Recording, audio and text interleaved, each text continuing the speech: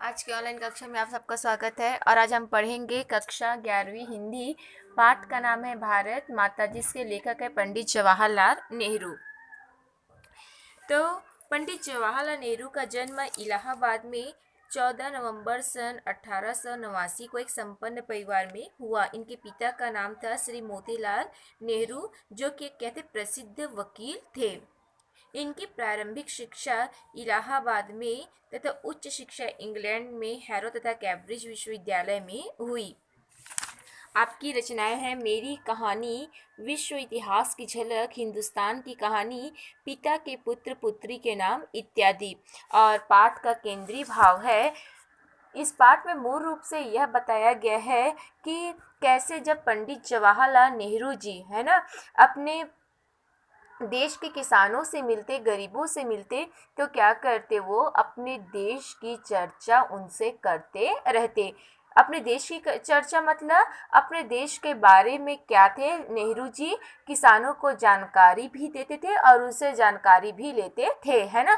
साथ साथ अन्य देशों का उदाहरण देकर उनको ये भी कहते थे किसानों को कि हमको भी अमेरिका की भांति क्या करनी चाहिए, तरक्की करनी चाहिए, एक साथ रहना चाहिए, है ना। साथ इस पाठ में ये भी बताया गया है कि किस प्रकार विभिन्न क्षेत्रों में बटे हुए हो जाने के बावजूद भी, है ना, भारत जो है, हिंदुस्तान जो है, क्या है, एक है। तो आइए शुरू करते हैं आज की कक्षा भारत माता। अक्सर जब मैं एक जलसे से दूसरे जलसे में जाता होता और इस तरह चक्कर काटता रहता होता था, तो इन जलसों में मैं अपने सुनने वालों से अपने इस हिंदुस्तान या भारत की चर्चा करता। क्या कह रहे पंडित जवाहरलाल नेहरू जी कि मैं जब एक जलसे से दूसरे जलसे में जाता, जलसा मतलब समारोह, सभा, है ना, जब मैं एक सभा से दूसरी सभा में जाता, एक जलसे से दूसरे जलसे में जाता, तो मैं किसान से, अपने देश के किसान से, अपने देश के लोगों से क्या करता, भारत या हिंदुस्तान की चर्चा करता। अब चर्चा करना मतलब भाई हमारे देश में क्या है, क्या नहीं, हमारे देश की कमजोरी क्या है, आप हमारे देश के बारे में कितना जानते हो। हम तो देश में निवास कर रहे हैं ना, लेकिन हम अपने देश के बारे में क्या जानकारी रखते हैं, तो इन सब बातों के बारे में क्या है, हम जानकारी लेते, चर्चा करते। भारत एक संस्कृत शब्द है और इस जाति के परंपरागत संस्थापक के नाम से निकला हुआ है। मैं शहरों में ऐसा बहुत कम करता, मतलब मैं शहर के लोगों से, है ना, क्या करता, देश की चर्चा बहुत कम करता। क्यों? क्योंकि मुझे पता है कि जो शहर के लोग होते हैं क्या है, बहुत सयाने या चतुर होते हैं, इसलिए मैं शहर के लोगों से ज़्यादातर चर्चा नहीं करता। चर्चा किससे मैं करता, मैं किसानों से करता। मैं शहरों में ऐसा बहुत कम करता क्योंकि वहाँ के सुनने वाले कुछ ज़्यादा सयाने थे और उन्हें दूसरे ही किस्म की गीजा की ज़रूरत थी। गीजा, गीजा का अर्थ होता है खुराक या भोजन, और जो शहर के लोग होते हैं वो क्या है, आधुनिक सोच वाले होते हैं। लेकिन किसानों से जिसका नज़रिया महदूद था, नज़रिया मतलब सोचना, है ना, और महदूद मतलब सोच जो है वो सीमित होना, है ना। लेकिन जो किसान की देखना, जिस पर उसकी क्या है, ज़िंदगी टिकी हुई है, मतलब रोजी रोटी, उस पर वो क्या ज़्यादा ध्यान देते हैं, अन्य बातों पर वो ध्यान नहीं देते हैं, है ना।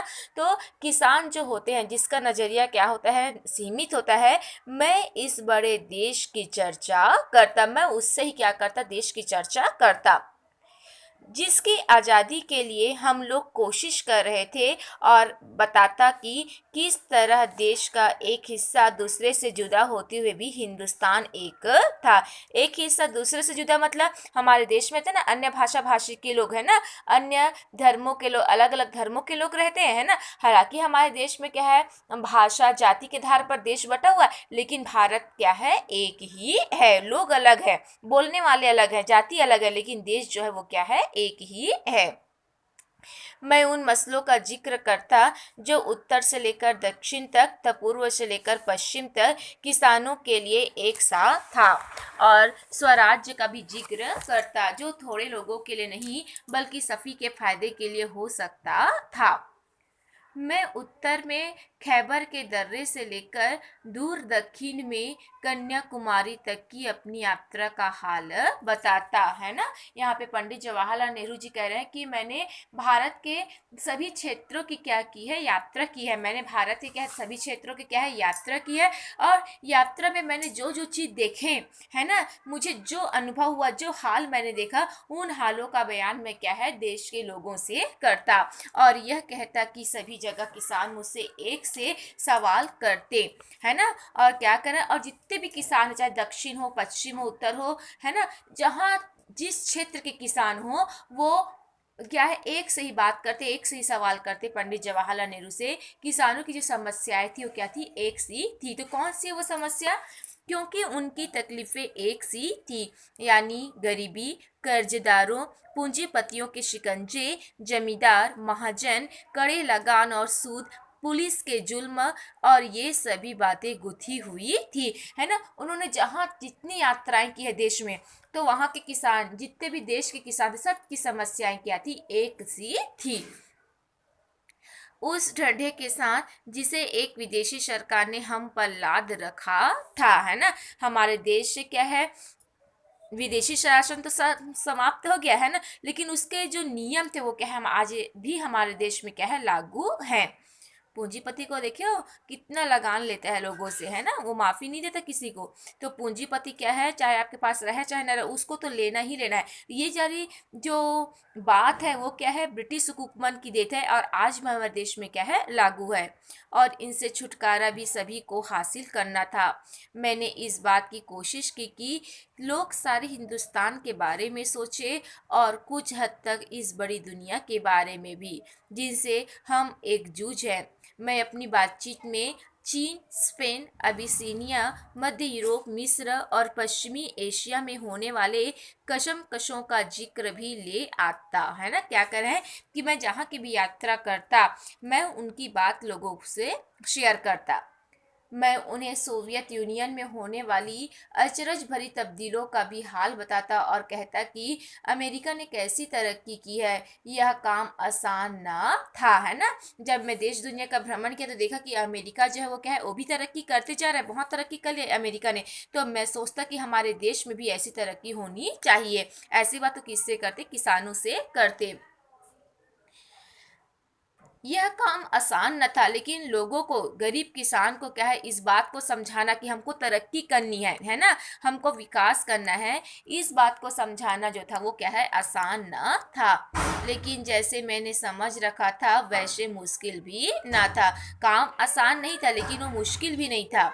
इसकी वजह यह थी कि हमारे पुराने महाकाव्यों ने और पुराणों की कथा कहानियों ने, जिन्हें वे खूब जानते थे, उन्हें इस देश की कल्पना करा दी थी। और हमेशा कुछ लोग ऐसे मिल जाते थे जिन्होंने हमारे बड़े बड़े तीर्थों की यात्रा कर रखी थी, जो हिंदुस्तान के चारों कोनों पर है। या हमें पुराने सिपाही मिल जाते जिन्होंने पिछली बड़ी जंग में या और धावों के सिलसिले में विदेशों में नौकरियां की थी।